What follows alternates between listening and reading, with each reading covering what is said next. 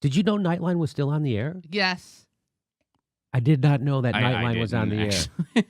I think it's on after Jimmy Kimmel. And it is. It is. It's on. What's that for? So you watched I watched 11 o'clock news. Then I don't watch news for an hour. Then I watch news again. It's not good programming. And then at 2 a.m., it's double Nightline.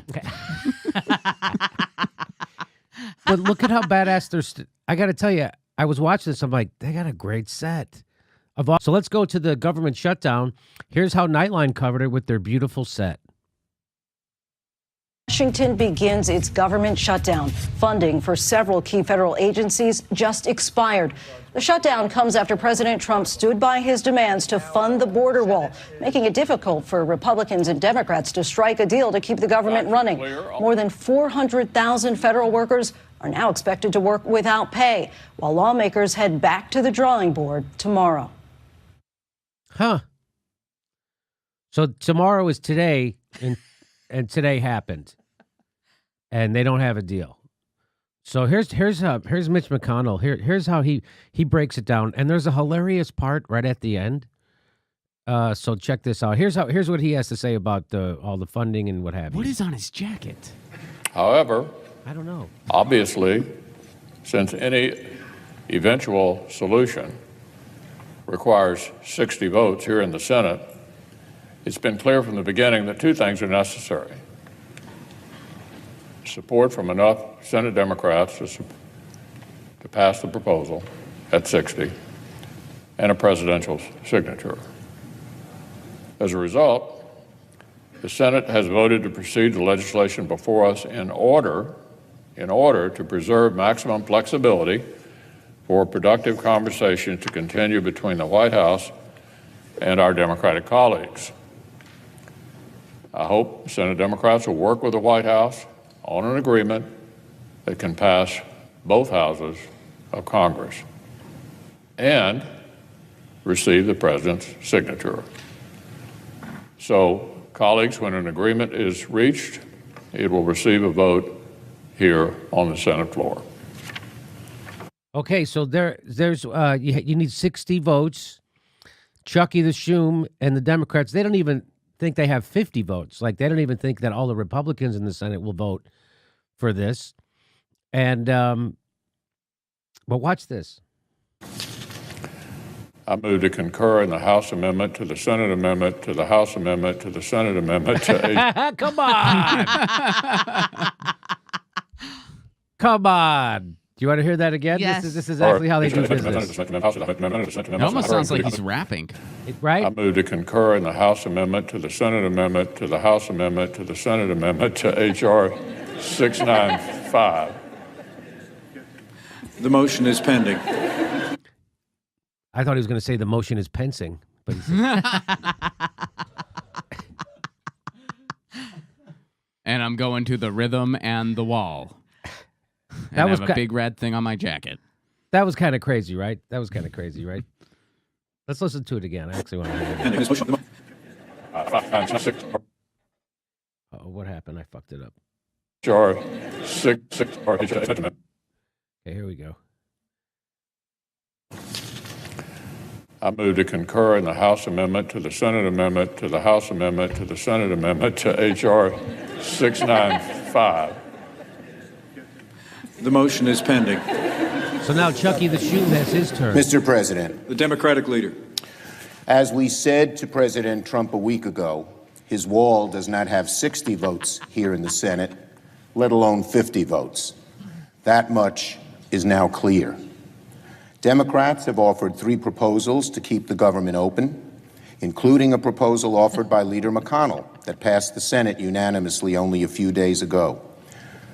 We are willing to continue discussions on those proposals with the leader, the president, the Speaker of the House, and the leader of the House. All 5 are necessary to get something done. Yield the floor. And there you have it.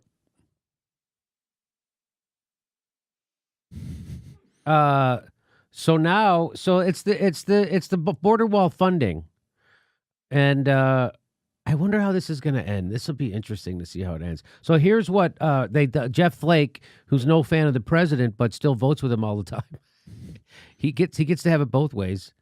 Here we go. If the government does shut down, is that on the president's shoulders or Democrats? Well, you just take what he said at the White House, and I think after he did that, it's tough to get it back. Shutdown 101 is you blame the other party at all times, and he accepted the blame. So it's I think most people recognize that. So there you go. Wow, dude, is there an award for most neutral answer a politician could possibly give? Well, that's actually a fierce competition, but I think that dude might have just won. From Chucky the Shoe. So that was Jeff Flake saying, this is Trump's shutdown. And he goes, it's politics 101. You blame the other party for a shutdown. He took the blame. I think everybody saw him do it. That's what he said, right? It took the blame, and everybody saw him do it. So he can't be seen hammering Trump too hard. Yeah, he's just quoting him. Right. 25% of the federal government and agencies, including the State Department, IRS, Justice Department, and Department of Homeland Security, shut down at midnight after Trump said he wouldn't sign a funding bill that didn't include $5 billion in funds for the construction of a wall.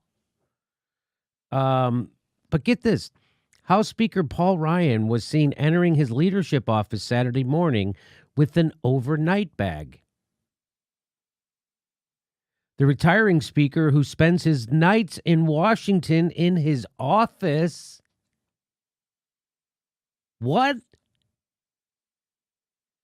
had been evicted from his congressional office in Longworth House office building. Okay. Now, I'm going to guess when they say he's been evicted from his congressional office, why would that? Why? Because he's the outgoing leader and the new one's coming in? That's weird. That's weird. That's what all I can think of. So he's going. He's not going to be even a. I think it's because he didn't pay rent. He's not pulling himself up by his bootstraps. That's what he's not doing. So Paul this MFer Ryan doesn't even rent a room in D.C. This son of a bitch doesn't even rent a room. He just sleeps in his office, the tightwad. just sleeps in his office with that Ayn Rand poster kissing him goodnight. That's what he does. Sleeping in a government office building with an Ayn Rand poster. Look at me, I did it myself. I don't... You're kidding me. So remember when they were making fun of Ocasio because she was saying that she couldn't afford, until her pay kicked in, she couldn't afford to rent an apartment? Mm-hmm. Everybody's making fun of her. Paul Ryan doesn't even rent an apartment. And he didn't even bother giving her the pro tip. Right? He wasn't even like, oh, you can just chill there. It's fine. You get a shower, you get a couch, you just shower and couch it. And you eat it, you order in. There's fruit snacks everywhere. Yeah. There's all kinds of, there's a nice pantry. I'm sure there's a commissary. You can get apples. So to me, that's the most surprising part of this whole story. So there you go. I don't have any insight on this shutdown and what's going to happen. I think it's kind of silly. I think Trump should have took the $1.2 billion they offered and as a victory. Mm-hmm. That's what they should. That's what I would have did. But so there you have it. And the only way the government. So the way this becomes bad politically is if it hurts people. The government shutdown. And it hasn't hurt anyone yet because it just started. So we'll see. Our next live Jimmy Dore show is February 1st in Burbank, California. Go to jimmydorcomedy.com for a list of all our live shows, and please become a premium member if you can. Become a patron. It's the way we support this show because they're coming at us, and we give you bonus. We give you hours of bonus material every week. Check it out. Become a patron.